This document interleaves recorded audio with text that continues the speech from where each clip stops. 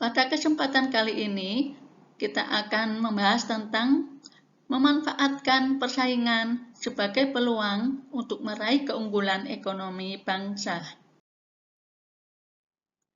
Seperti telah kita ketahui bahwa perdagangan internasional adalah perdagangan yang diadakan antara satu negara dan negara lain yang meliputi kegiatan ekspor dan impor.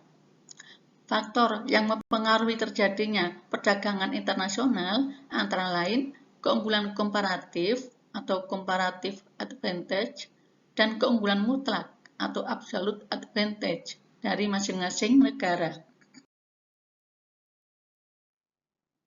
Yang pertama, teori keunggulan mutlak. Teori ini dikemukakan oleh Adam Smith.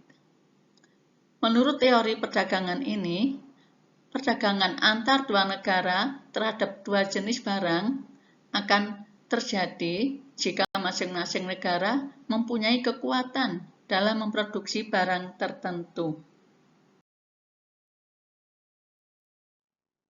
Menurut teori ini, suatu negara dapat disebut memiliki keunggulan mutlak dari negara lain jika negara tersebut memproduksi barang atau jasa yang tidak dapat diproduksi oleh negara lain.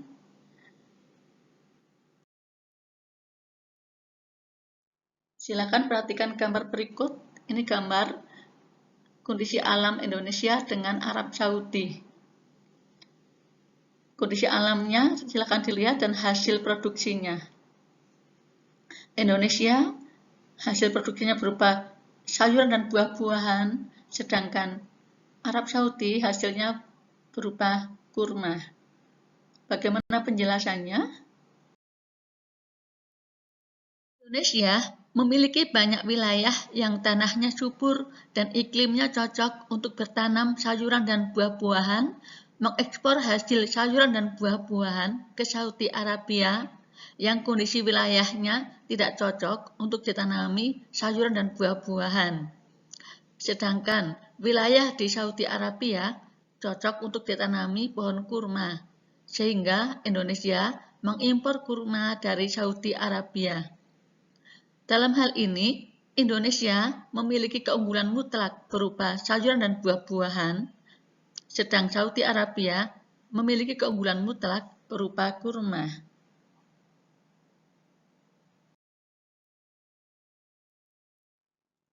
Keunggulan mutlak tidak harus berupa memiliki hasil produksi yang tidak dimiliki oleh wilayah lain, tetapi juga termasuk pula berupa beberapa wilayah atau negara yang saling mengadakan ekspor dan impor itu memiliki hasil produksi yang sama. Hanya saja ada perbedaan tingkat produktivitas, yaitu suatu wilayah bisa menghasilkan suatu barang dan jasa dengan jumlah yang lebih banyak daripada wilayah yang lain. Contohnya, perhatikan gambar berikut. Ini antara Indonesia dengan Thailand. Kedua negara tersebut sama-sama menghasilkan sepatu dan tas, tetapi masing-masing memiliki keunggulan. Apa keunggulannya? Indonesia keunggulannya berupa sepatu, sedangkan Thailand keunggulannya berupa tas. Bagaimana penjelasannya?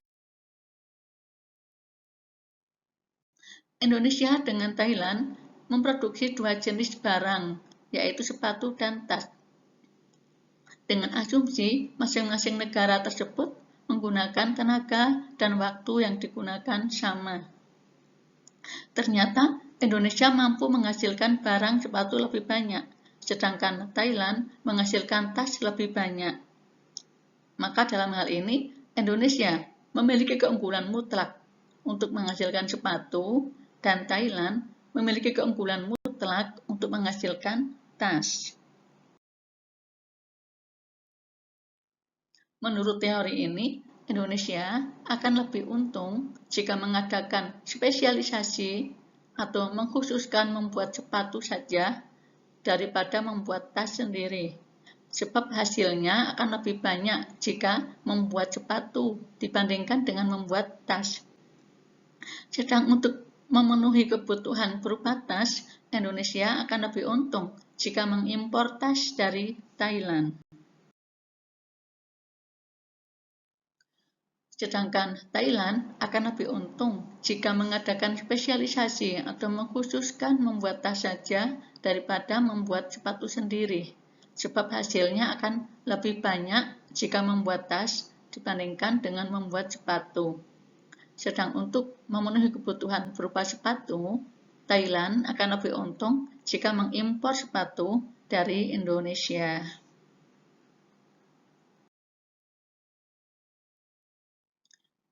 Indonesia dan Thailand akan mengekspor barang atau jasa yang menjadi keunggulan mutlak masing-masing. Indonesia memiliki keunggulan mutlak berupa sepatu dan Thailand memiliki keunggulan mutlak berupa tas. Maka Indonesia mengekspor sepatu ke Thailand dan Thailand akan mengekspor tas ke Indonesia. Dan kedua negara akan mengimpor barang atau jasa dari negara lain yang bisa diperoleh dengan harga yang lebih murah jika dibandingkan dengan harga dalam negeri. Dengan kata lain, kedua negara akan mengimpor barang yang mempunyai kerugian mutlak atau absolute disadvantage. Indonesia mengimpor tas dan Thailand mengimpor sepatu. Kedua negara akan lebih untung jika mengimpor barang tersebut dari negara lain daripada membuat sendiri. Berikutnya akan kita lanjutkan dengan teori yang kedua, yaitu teori keunggulan komparatif, dikemukakan oleh David Ricardo. Menurut David Ricardo, perdagangan internasional terjadi apabila ada perbedaan keunggulan komparatif. Keunggulan komparatif menyatakan bahwa suatu negara mampu menghasilkan barang dan jasa lebih banyak dengan biaya murah daripada negara lain. Keuntungan-keunggulan komparatif yaitu dapat meningkatkan standar kehidupan dan pendapatannya jika negara tersebut melakukan spesialisasi produksi barang atau jasa yang memiliki produktivitas dan efisiensi yang tinggi. Yang dimaksud dengan spesialisasi produksi adalah mengkhususkan membuat barang atau jasa tertentu yang menjadi keunggulan atau keahlian negara tersebut, sehingga barangnya atau jasanya hasilnya bagus, bisa dibuat dalam waktu yang cepat, dan juga biayanya murah ya. Jadi di sini ada faktor efisien, hemat.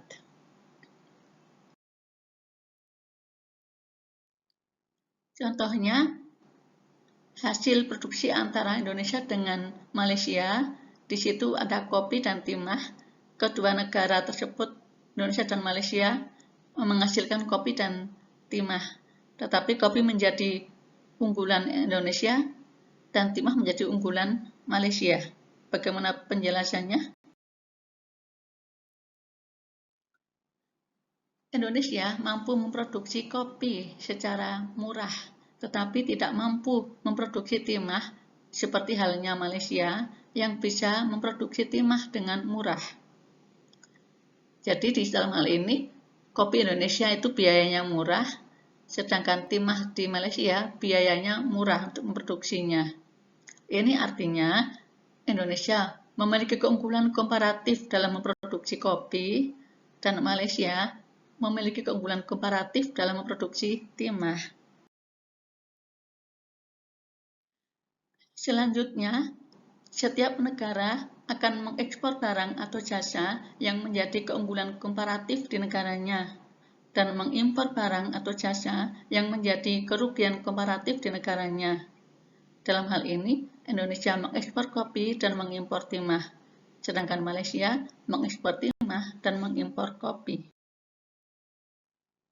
Perbedaan antara keunggulan mutlak dan keunggulan komparatif bahwa keunggulan mutlak menekankan pada jumlah hasil produksi yang lebih banyak, sedangkan keunggulan komparatif menekankan pada penggunaan biaya yang lebih murah dan efisien dalam memproduksi barang atau jasa.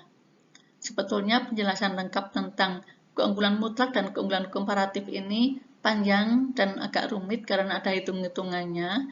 Tetapi untuk kalian, Bu Guru sampaikan seperti ini saja supaya lebih mudah untuk dipahami.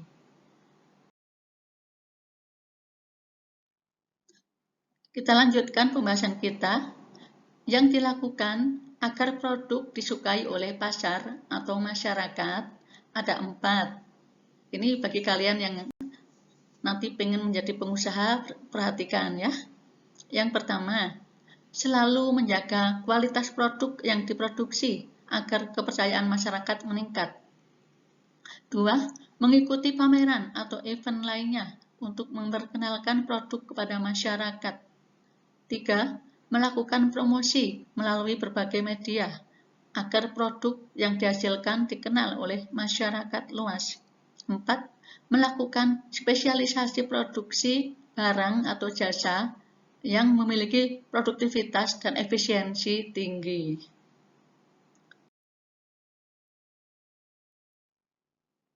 Berikutnya, peluang produk masyarakat dapat menembus pasar internasional.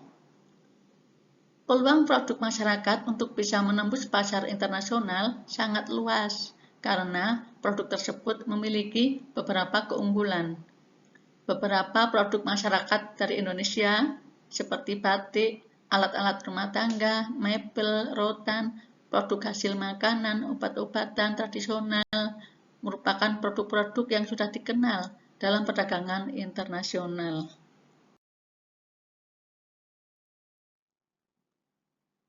Berikutnya, yang harus dilakukan agar produk masyarakat diterima oleh pasar internasional. Ini juga ada 4. Yang pertama, produk yang dihasilkan memenuhi standar nasional atau SNI dan standar internasional untuk meningkatkan transaksi perdagangan dalam negeri dan juga dalam dunia internasional. 2. Produk yang dihasilkan memiliki keunggulan jika dibandingkan dengan produk sejenis dari negara lain. 3. Mengikuti pameran produk-produk internasional.